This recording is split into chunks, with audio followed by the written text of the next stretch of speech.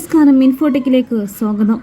ഈ ഒരു സാഹചര്യത്തിൽ മുഖ്യമന്ത്രി പിണറായി വിജയന്റെ അമേരിക്കയിലേക്കുള്ള യാത്ര, അതായത് ആരോഗ്യകരമായ ചികിത്സയ്ക്ക് വേണ്ടിയാണ് അമേരിക്കയിലേക്ക് പോകുന്നത്. എന്നാൽ ഇതുമായി ബന്ധപ്പെട്ട നിരവധി വിമർശനങ്ങളും വാക്കുകളുമാണ് ഇപ്പോൾ സോഷ്യൽ മീഡിയയിൽ നിറയുന്നത്.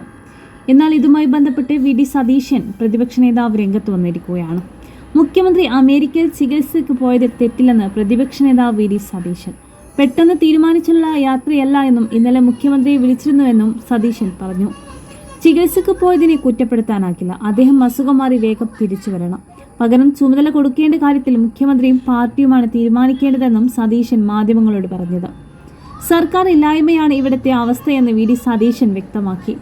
എല്ലാവരുടെയും മുന്നിൽ ആരോഗ്യവകുപ്പ് വെന്റിലേറ്ററിലാണ്, ആരോഗ്യമന്ത്രി കുറ്റവാളിയാണ്, എന്നിട്ട് അതിനെയെല്ലാം ന്യായീകരിക്കുകയാണെന്നും സതീശൻ പറഞ്ഞു. വീണ ജോർജ് ആ സ്ഥാനത്ത് തുടരാൻ യോഗ്യതയല്ല എന്നാണ് കോൺഗ്രസിന്റെ അഭിപ്രായം. അവർ ഒരു കാര്യത്തിലും ശ്രദ്ധിക്കുന്നില്ല.